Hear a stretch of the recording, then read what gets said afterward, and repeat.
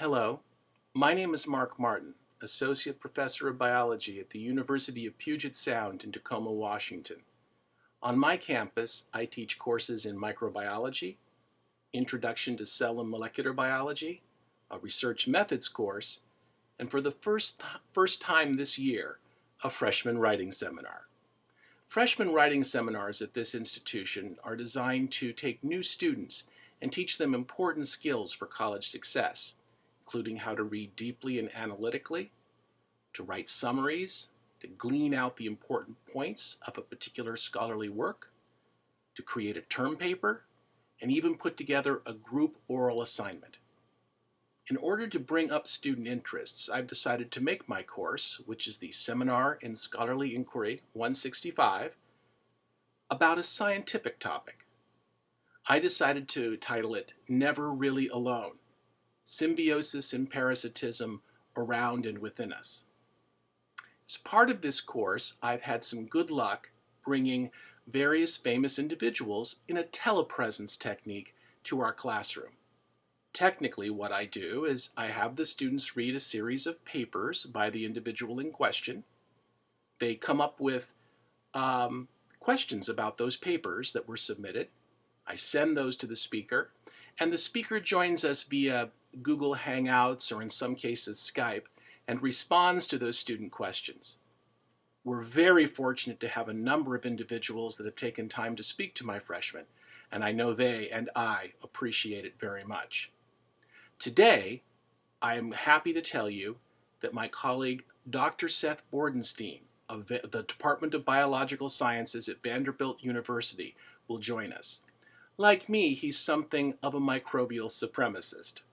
And what he'll be discussing with my students today is the idea of the hologenome, that perhaps we are a concatenation of human and microbial cells, all working together, and the impacts this has on the study of evolution.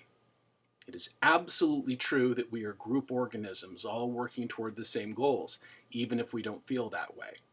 And I look forward to seeing how Professor Bordenstein and my students interact.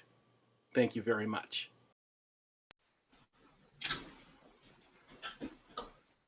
So I presume you can't hear me. I can hear you. You can hear me? Yes. All right. Let me try one more thing. I can't hear you right now, Seth, and that's what I'm working on here. Okay. There you are. I hear you now. Okay, right now. Good. It might be the external speaker, so I'm going to plug that in and see if you're back, okay? Yep. External speaker is in. Oh, I know exactly what's going on. Hold on, Seth. I got you.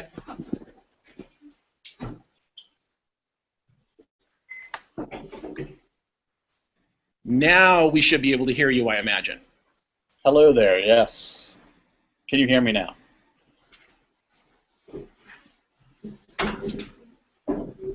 Okay. Seth, can you hear me now?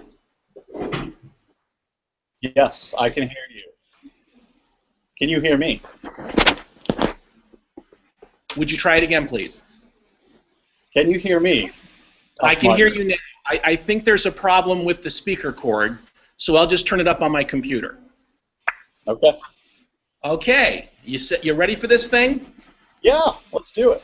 Okay. So I'm going to give it one more minute, and then I will turn the computer around so you can see everyone. Awesome. That's good to see you, though. Oh, yeah.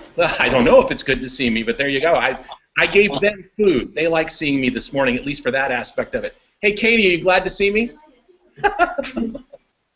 What kind of food did you give them? So let's see. What do we have back? Muffins, Danishes, cinnamon twists, and brownies, and coffee and orange juice. Wow, I wish I was your student. You know what? Bribery works. And you're up on screen. I need to move this over to put you more in the center. Ellen, that'd be great. I know what you're going to do. Oh, thank you. Whoops, that's awful dark. How about the back? There you go. Nice. Thank you, that's perfect. And I think we should go ahead and get started, don't you think, folks? Okay. So I would like to welcome my class again. This is the seminar in Scholarly Inquiry, 165A, Never Really Alone, Symbioses and Parasitism Around and Within Us. And our guest today is Associate Professor Dr. Seth Bordenstein of Vanderbilt University. And he's here to talk about some really interesting ideas regarding the holobionts, if that's a good term to use. I'm trying to learn new terms. Hologenome that we've talked about. And as usual with these sessions, I have a number of readings from the speaker. I distribute it to the class. The class comes up with insightful and interesting questions. And now Professor Bordenstein is going to join us to talk about those questions with you. It would be a wonderful thing if you could wave at him. I have my computer up on a small stand as I turn this around so he knows to whom he's speaking. So let's go ahead and get started. And by the way, let's give a round of applause for Professor Bordenstein. Yeah. Here you go, Seth. All right, thank you guys. Can't wait to see your faces. That's what I'm working on. All right. Okay, let's see how that looks. That's you.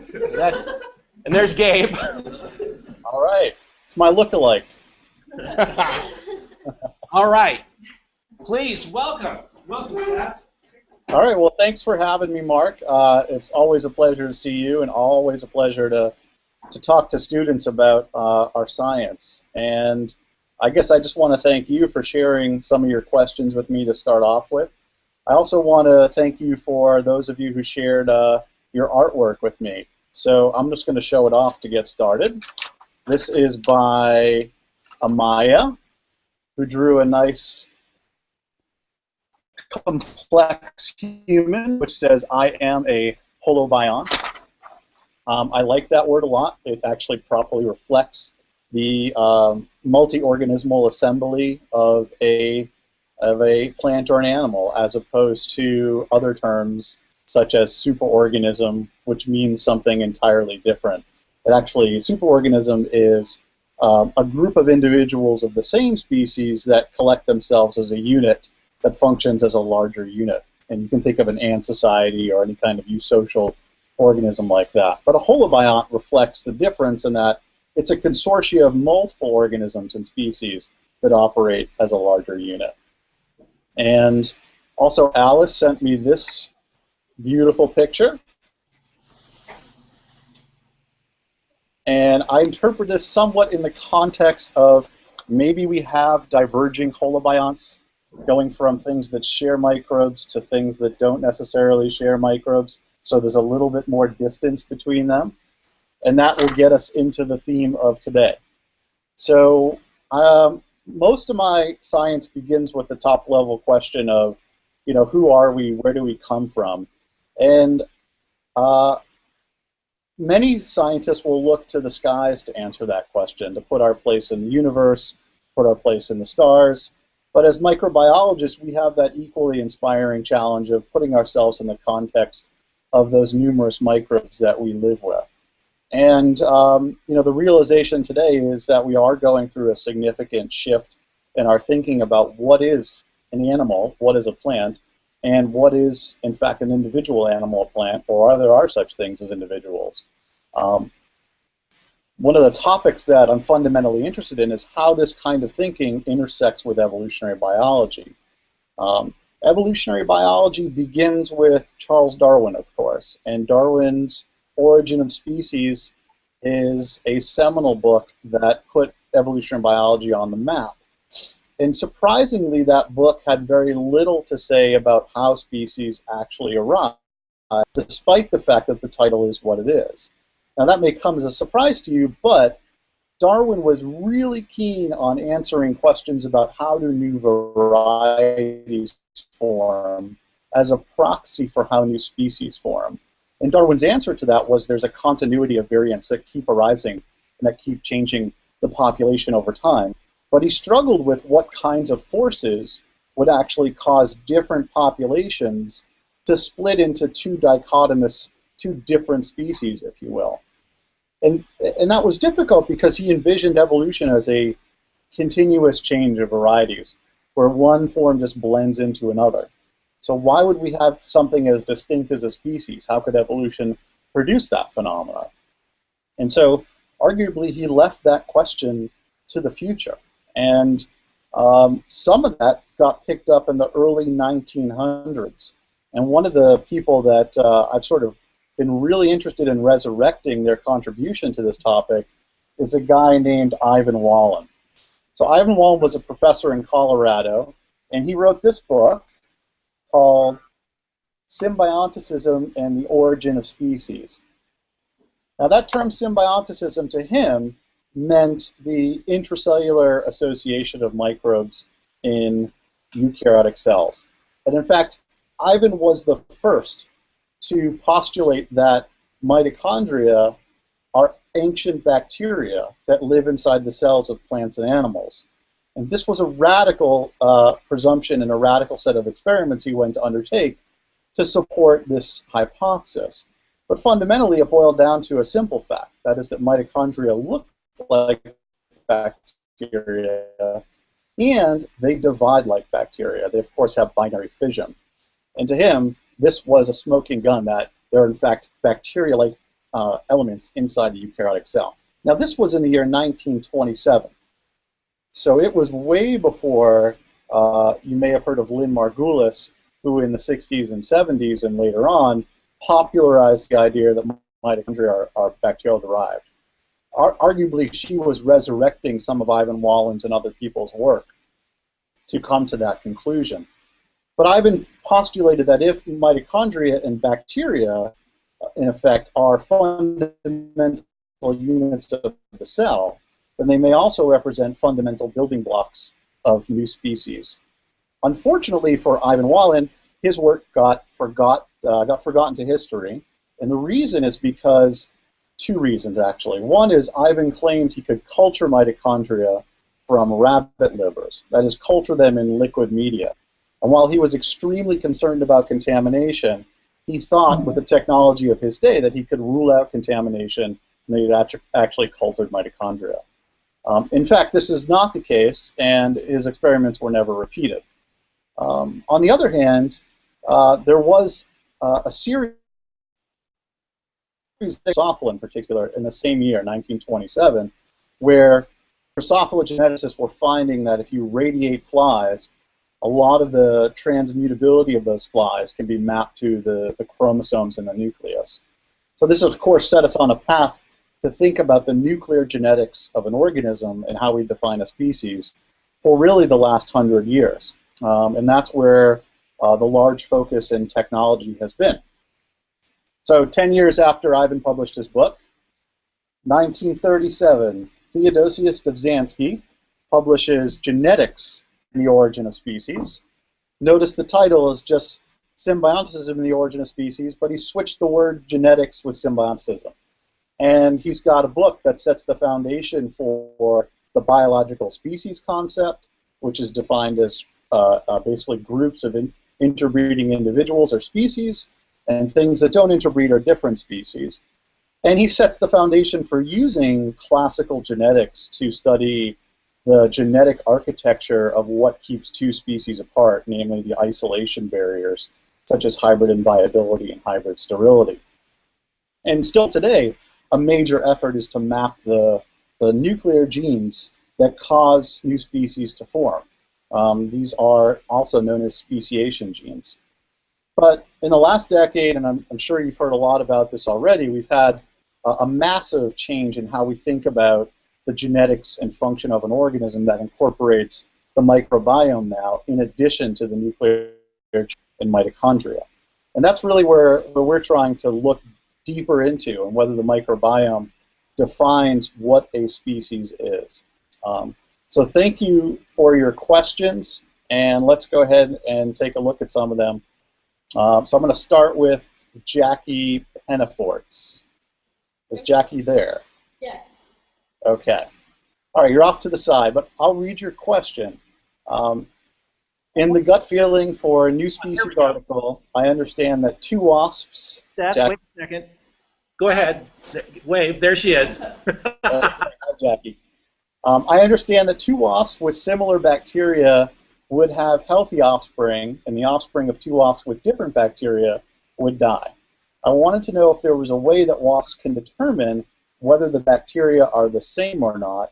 Are there chemical responses or signals that attract certain wasps to each other? So it's interesting.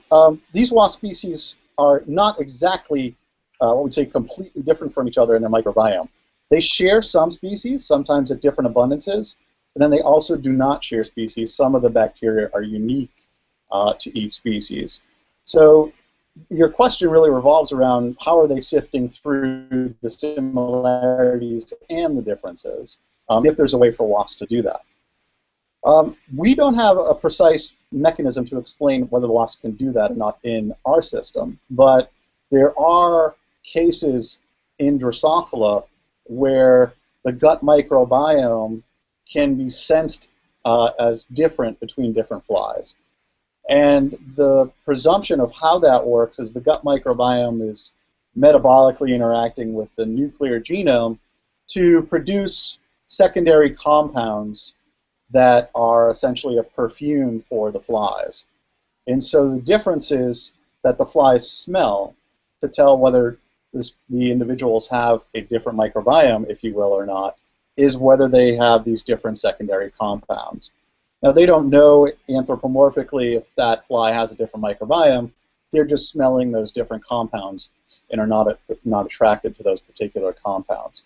So conceivably, this model could be more widespread than we know, where these social odors and social cues of an animal could be governed by these kinds of perfumes or pheromones that animals have. There's some great work in hyenas, by Kevin Feast, where they have scent glands that structure social communities. And if you're in a certain social community, your scent gland microbiome tends to be more alike than if you're in a different social group, which has a different set of scent gland bacteria. So I think it's an area biology will delve a lot further into, and that is how does the bacteria actually assist animal communication in choices, whether they relate to mating or what other social interactions may occur. Great. So Lizzie Hahn. Is Lizzie there? Yes, here you go. There she is. Okay, hi Lizzie. So you wrote a line from the capacious whole genome states that in fleas and ticks, the composition of the total microbiome is determined by the flea and tick species, as opposed to the rodent hosts or their environment. Question 1 was, why do the microbiomes of species in close contact, long-term parasitic symbioses, not converge after time like that of humans living in close quarters? Okay, so that actually gets at the crux of what might be occurring when we think about what makes a microbiome specific to species. And is the microbiome specific to species, and what factors structure that? So one of the hypotheses is that host genetics has a strong influence on the types of microbes that colonize that particular host.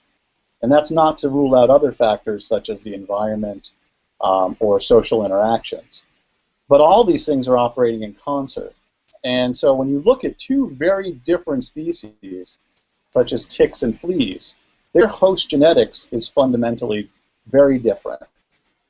And those genetics may be governing what types of microbes colonize those particular species. Whereas in the case of one species where individuals are operating together, there may be such genetic similarity among those particular individuals, let's say two humans, for example, that host genetics may not be structuring the microbiome in as strong of a way to differentiate two individuals as it would when you could differentiate two species. And so you want to think about evolution operating across this continuum where the genetic similarity of two individuals, two strains, two populations, two species is increasing over time. That's evolutionary change. And alongside that genetic divergence could potentially be a correlation with microbiome divergence.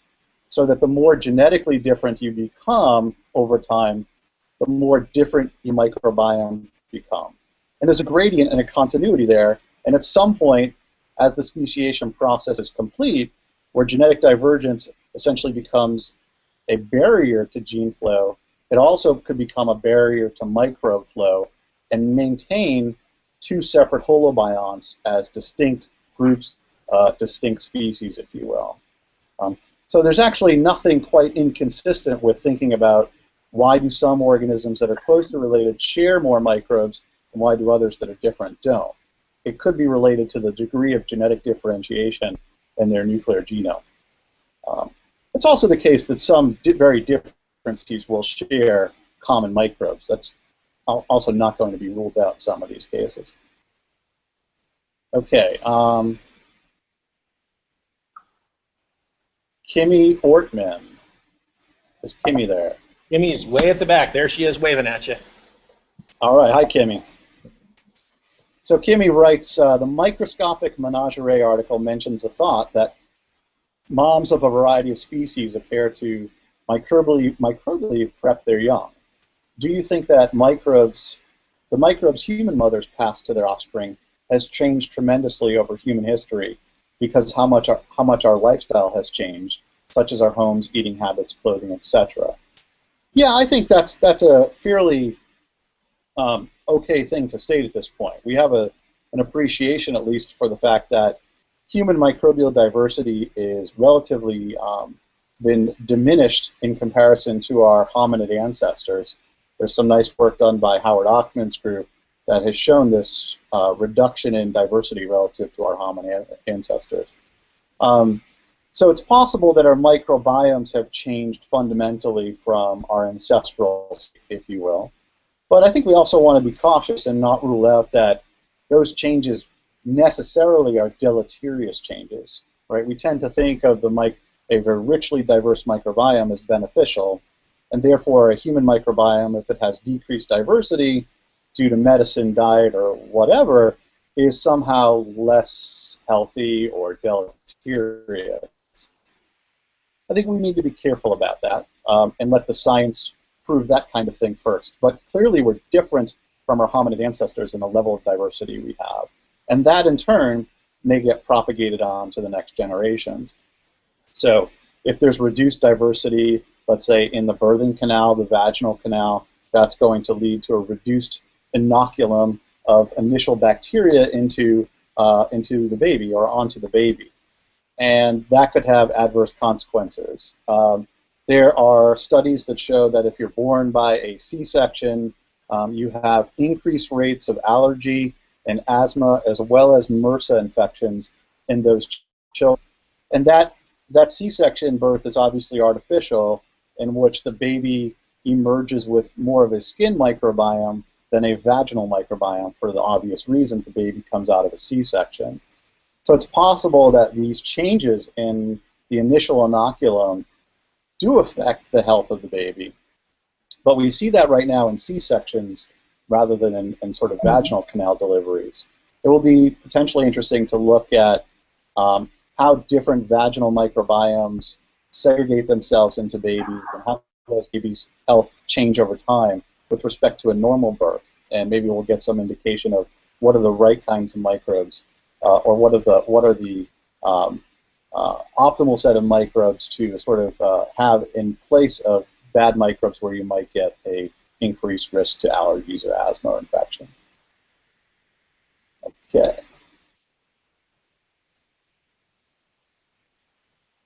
So in the gut feeling for new species article, Kimmy also asks, there is a mention of diet-based shifts in gut microbes that in turn influence sex pheromones.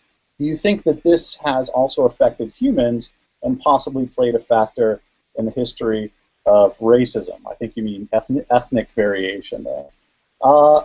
It's a wide open world right now. It's too difficult to say whether there's a direct effect, but here are the things we do know.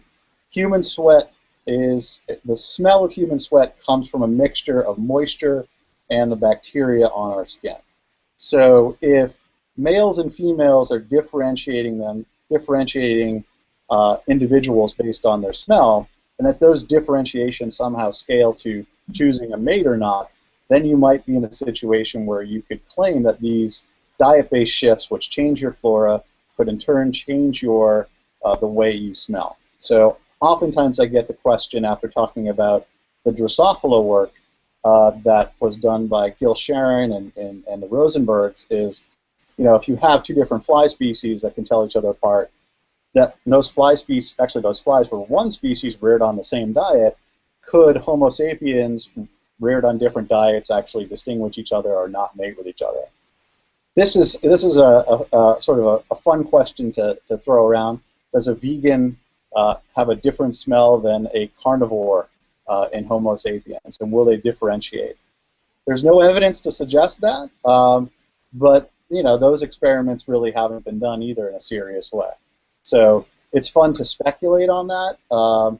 Certainly, we want to have models that tell us the potential not only for how we have changed and how our smell changes, but also how other animals have changed. And I think the work that's being done in Drosophila just offers us a model for how this might occur in any animal species, whether it's Homo sapiens or anything else.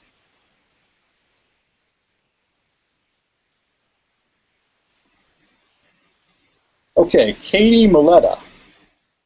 Here we go. There's you. No, not there. There you go. Wave. There you are. Hi there. So, Katie, you asked, let's see, referring to the Nasonia giralti and Nasonia longicornis offspring dying off, does that have an impact on breeding of other species, dogs, or are the microbiomes of the flies the only species that are that strict? So I think what you're asking here, if I could just rephrase it, is do the gut microbiomes of animal species affect hybrid death, hybrid inviability in other animals? And that's an open-ended question too. In fact, the work in Nasonia that we did is the first time that the gut microbiome has been shown to be linked to hybrid mortality. There are cases where microbiome, and let's say in the reproductive tissues, has been linked to hybrid sterility. We do not have an extensive list of cases yet, but I think that the reason for that is people aren't asking the questions about whether the microbiome can be linked to hybrid inviability and sterility. These are fundamental isolation barriers that prevent two species from interbreeding. You can think of the classic case of a mule that's obviously sterile from a cross between a horse and a donkey. Is that mule sterile because perhaps it has an altered microbiome in its reproductive tissues? Do any cases of other hybrid viability and sterility, what if we antibiotically treated those hybrids and reared them in a germ-free way where they had no microbes? Would we suddenly have non-sterile, would we suddenly have fertile and viable hybrids where in a conventional way, when they have a microbiome, they're sterile or inviable? I think this is an intriguing question and one that the community can certainly delve into in a wider way. By taking classic systems where hybrid inviability and sterility exist and asking how often can we antibiotically get rid of them. And if we can do that, I think that our appreciation for the significance of the microbiome and the origin of species has the potential to go significantly up. But people don't generally do those experiments. The field of speciation is largely focused on nuclear genetics. What are the regions in the chromosomes of the nucleus? What are the genes that are involved in speciation? And we're just starting, I think, a decade and potentially a century-long worth effort to find out the same thing about microbes. What are the microbes that are causing sterility and viability and other isolation barriers? How often is this happening? So on one hand, you have a speciation geneticist who asks these questions through the nuclear genome. On the other hand, you have a speciation microbiologist, if you will, that asks these questions through the microbiome. And ultimately, these two communities will come together in a unified way, where we look at reproductive isolation and Darwin's central challenge to understand the origin of species through an alliance of genetics and microbiology. because I think, in my opinion, only through this alliance can we get a holistic understanding of how is it that the biodiversity on our planet has achieved its current state. How do new species arrive, particularly through the lens of plants and animals? Okay. Next question is by Emma Brammer. Here she comes. All right. Loves her some Wolbachia, by the way. All right. There you go. Hi, Emma. So, Emma, you wrote a paragraph here. I'm going to try and find the key questions, which is, so later on in Evolving with a Little Help from Our Friends article, different strains of Wolbachia infection turned out to be the major barrier that prevented the wasps from interbreeding. Why is this? So this is a good Wolbachia question, Emma. Wolbachia are germline infections. They infect the testes and ovaries. And they're in the business of modifying the sex determination mechanisms, what makes a male or a female, and the sex ratios, the proportion of females to males, in a population, a host population. Because Wolbachia are exclusively transmitted through the mother, and they are cytoplasmically transmitted, just like mitochondria are. And what happens in this scenario, as opposed to typical inheritance through the mother and the father, is that maternally inherited elements can experience a selective pressure to only increase their frequency through the female lineage. Males don't pass on the bacteria because they don't pass on their cytoplasm in their sperm. Whereas females, of course, produce an egg with lots of cytoplasm and pass on the bacteria. So Wolbachia have figured out ways to get around the male dead end problem by changing the sex determination and the sex ratios of their hosts to make more females, which are the transmitting sex for Wolbachia. Now this sounds like science fiction, right? Imagine if in humans, females caught an infection that allowed them to give virgin births, or allowed them to give births to only females, because the bacteria were in fact promoting those virgin births, or the bacteria that are cytoplasmically or maternally transmitted make the offspring female instead of male. That's what Wolbachia does in an enormous number of arthropod species. We're talking about millions. Now, one of the phenotypes Wolbachia causes is a sperm-egg incompatibility. It's called cytoplasmic incompatibility. And in this case, the male's testes have Wolbachia infections that modify the sperm. That modifies in quotes. We don't quite know what that modification is.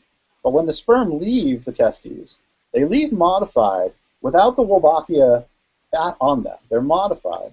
And the sperm fertilizes an egg, goes inside, fertilizes, but the sperm genome is modified to a point where it will no longer develop. It stops in the first mitosis of the zygotic stages, and it will essentially kill the embryo because it won't go through mitosis. That is what Wolbachia can do between species. So if you take two Nasonia species that are infected with different Wolbachia, and you mate them, they'll mate and fertilize. But the problem is that the Wolbachia from one species modifies the sperm in a way that the egg with Wolbachia from another species, now it's a different Wolbachia, doesn't know how to handle that differentially modified sperm, and the egg will essentially die in early mitosis. So two different species, very little genetic divergence, but they have different Wolbachia infections that prevent them from exchanging genes, and in fact exchanging microbes, right? These Wolbachia are incompatible with each other by modifying the sperm and egg. So the holobiont separation of microbes and hosts are maintained through this Wolbachia modification. Now Wolbachia cause this modification because sperm that are modified by Wolbachia cause this incompatibility typically in uninfected eggs that don't have it. And uninfected eggs don't transmit Wolbachia. So Wolbachia has devised an encryption method to basically say, I'm going to use male sperm, even though even Wolbachia doesn't get transmitted through male sperm. It modifies it to reduce the fitness of uninfected females because their eggs are incompatible with those modified sperm. So that's why Wolbachia causes this incompatibility, and that's how Wolbachia can prevent gene exchange between different hosts. The term infectious speciation has been born out of these examples where Wolbachia is the primary mechanism that isolates these species. And Wolbachia's isolation barriers are now found to be more complex and dynamic in other animal species as well. So thanks for that question. Let's see.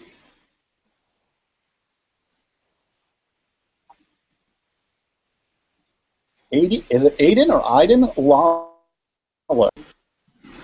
Aiden. Oh, there you go. There he is. He's waving at you. All right, Aiden, sorry.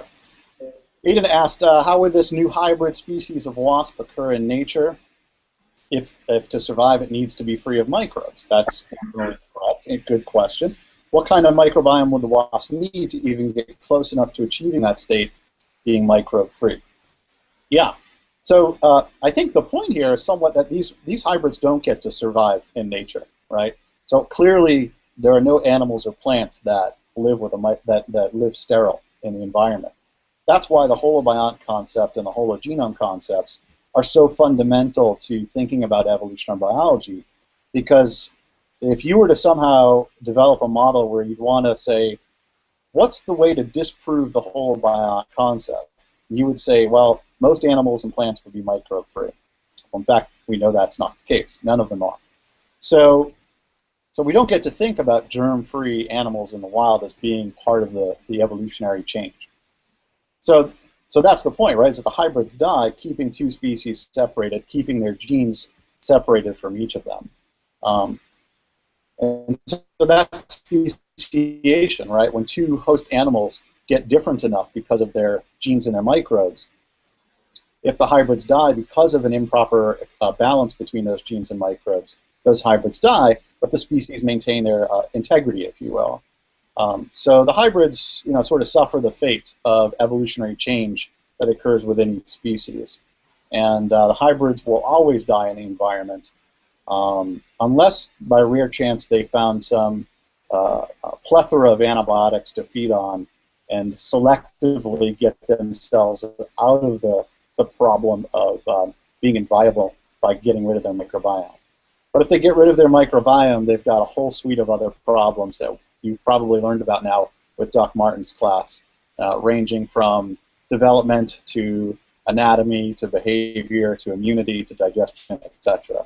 So I think that settles that question. Tier Gill. Tiari. Tiari, sorry. Whoa, cool name. Hi there. Tiari asks, how does the set collection of microbes affect something so unique as mating behavior? What would be a potential benefit for the microbes in having the flies from different mediums not interbreed? Why would the microbes be so selective of a fly's diet?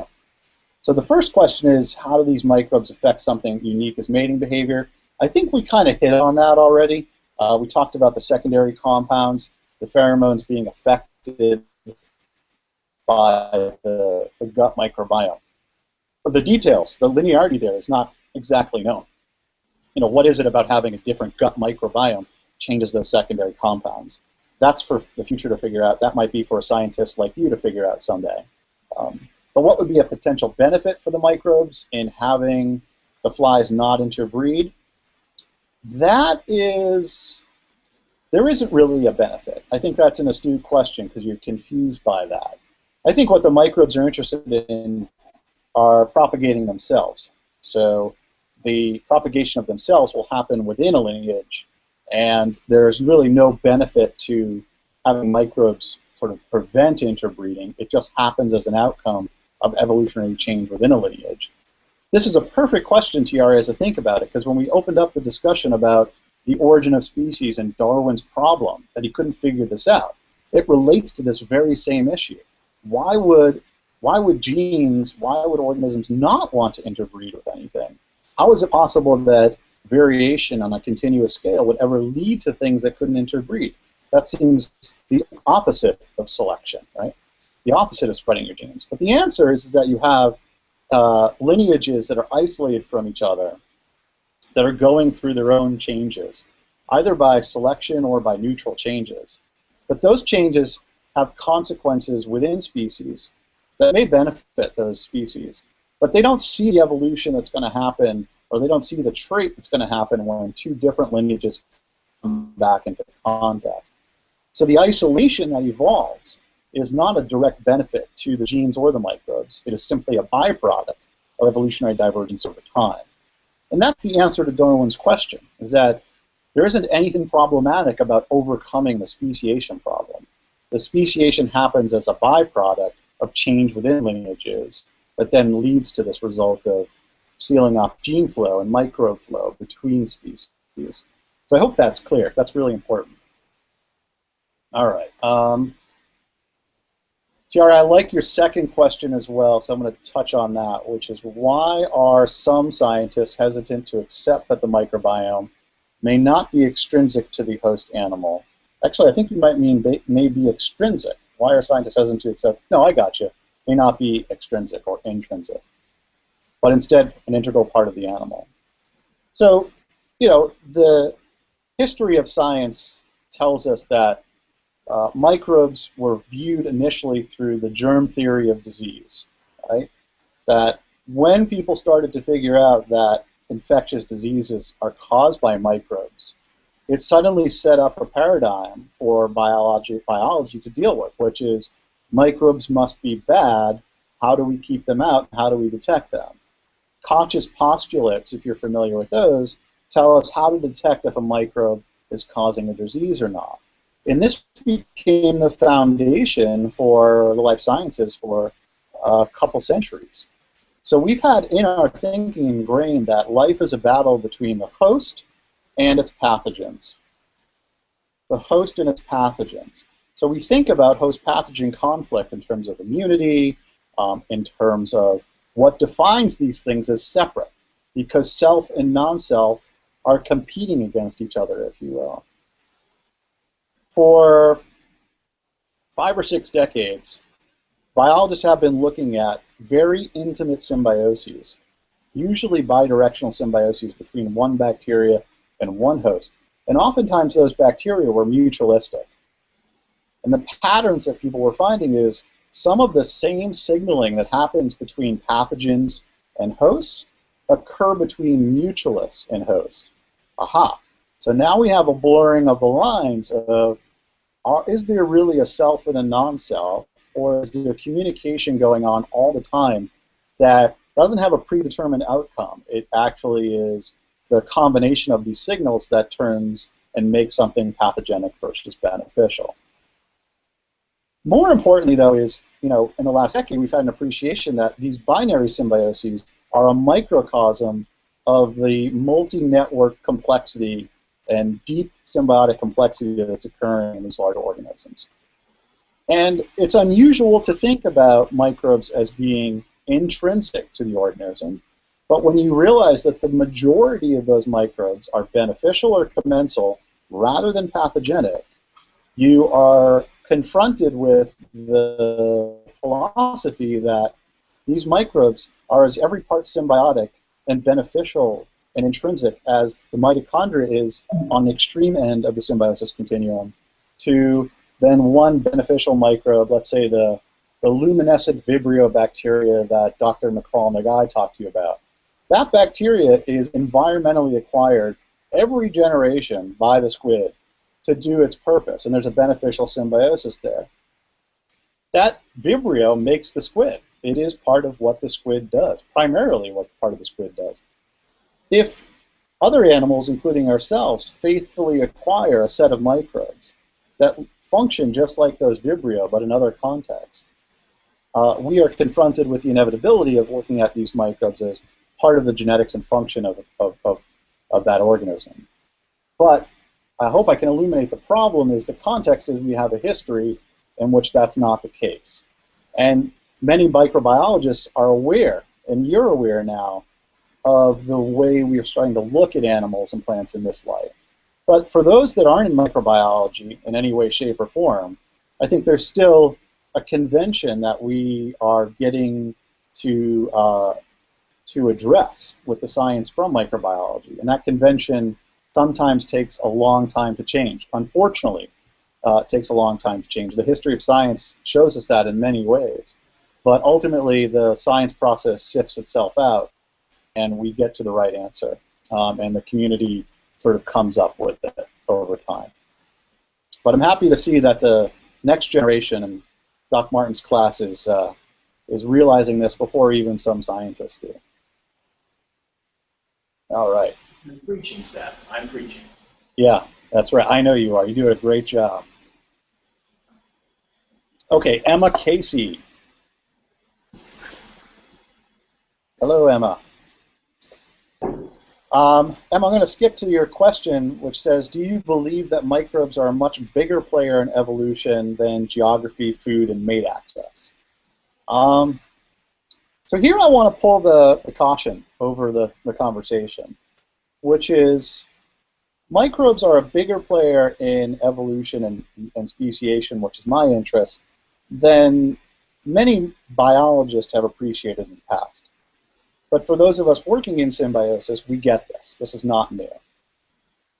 I think for those that aren't working in symbiosis, there's confusion about the significance of symbiosis in evolution. There's historical contingencies, as I just explained, that we're dealing with. And maybe there's a threat that for some reason, if there's a focus largely on nuclear genetics, that there's some protection of that realm of where evolution operates. So if you put all those forces together, you get this kind of resistance. But nobody in the symbiosis field, or at least I wouldn't, argue that microbes are a major factor over other factors such as geography, food, and mate access. There's a distinction between microbes are far more important than microbes being the sole explanation. And I think we're squarely in the latter than in the former. And the reason is not because microbes are insignificant, but it's because the evolutionary process is complex. We should not dumb it down to just nuclear genetics or dumb it down to just symbiosis. There is a combinatorial and dynamic process to evolution that makes it hard.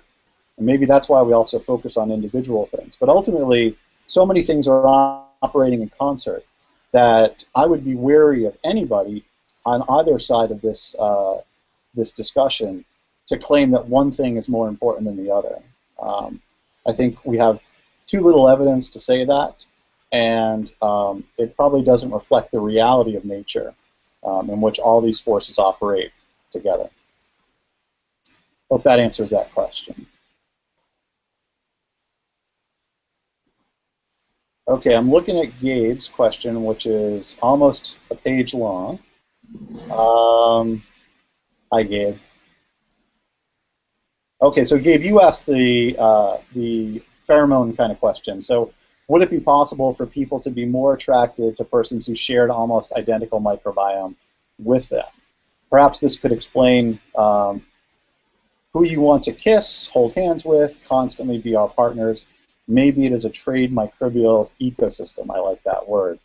Could it be possible for the human race to divide into separate species because of microbiome differences? Okay, so we've kind of hit on this idea of pheromones and microbes. Is it possible? Sure. Do we have evidence for it? Not really in humans. But I think it's too easy to speculate on that kind of question right now. So I'm going to leave it. But I do like your second question, which is, could it be possible for humans to divide into separate species because of microbiome differences? So possible, sure. Likely, no. I think the trend lines for Homo sapiens is, as we become a global society, the likelihood of separation is far less than the likelihood of admixture. So I would expect to see continued fusion of ethnic variation in the long term. Now, possible, sure. Maybe there will be an isolated group of Homo sapiens that evolves in a way that makes them so different that they can no longer interbreed with the rest of the Homo sapiens population. And it could be because they have different microbes. So I could add to this discussion by saying that ethnic variation is a significant and major correlate to microbiome variation in the human microbiome data sets. So the question you're asking does hit upon this striking pattern. If you look in the vaginal microbiome, Larry Fournier's group has shown this quite nicely, that ethnic variation, whether you're African American, Latino, or Caucasian, has a major factor on structuring what types of vaginal microbes a female has. The oral microbiome is reported to have also ethnic signatures in it. What structures that and whether that leads to separation over time is undetermined, but I would just go back to the initial comment where admixture is much more likely than separation, but possibility is always on the table. So Seth, I had told the class the H.G. Wells story that I think I've shared with you. It's from his biography where, you know, that very unimpressive in terms of romance novels appearance of H.G. Wells was quite successful with many young socialites in London during the 1920s, and when asked about it, several of them said he had an interesting smell. Which really makes me think of what we're talking about here. Absolutely. Yeah, and we have about 4 minutes left, so how you would like to use the rest of that time is entirely up to you. Okay. Let me just scan. Actually, I think that was the end. Yeah, that's the end of the questions. I could go up to a few more at the top, but I can say that we have very little knowledge about how far this field goes. And that is not something to be frustrated with, but something to be extremely excited about. It's very rare in a scientific career, in an education career, that we get to see something so fundamentally disruptive to the conventional state of biology happen. You know, it's kind of like a disruptive technology changes everything. A Tesla electric vehicle changes the scope of what the rest of the big car companies are going to put out in the future. And the microbiome is having that kind of disruptive scientific effect. It is changing the way we think, it's changing the science that we do, and it has given us far more questions than answers right now. And that is an enormously exciting thing to be going through, and for you to join in and participate as potentially future biologists, educators, or even just being generally knowledgeable about how knowing the microbiome will affect your communities, your local communities, the way you treat a disease, the way you think about a disease. If your family comes down with a Clostridium difficile infection, what new knowledge do you now know that could allow you to inform that person? Fecal transplants are, of course, a major area that focuses on the microbiome, helping to cure Clostridium difficile. Things like phage therapy. I don't know if you've heard of this yet, but phage therapy is using viruses to attack bacteria that are antibiotic resistant. And now this evolution topic that we talked about, thinking about where do we come from, what was Darwin's problem, how did we solve it for the last 100 years, and how will we solve it over the next 100 years to come. So I hope that makes you think, it makes you stimulated, and thank you for your time, thank you for your art, thank you to Doc Martin for running this impressive Symbiosis class and show, and good luck to all of you. So let's thank Professor Bordenstein, who gives us a new definition for the term community. Thank you very much, Seth. Okay, thank you. Good luck. Have a great day. Bye-bye.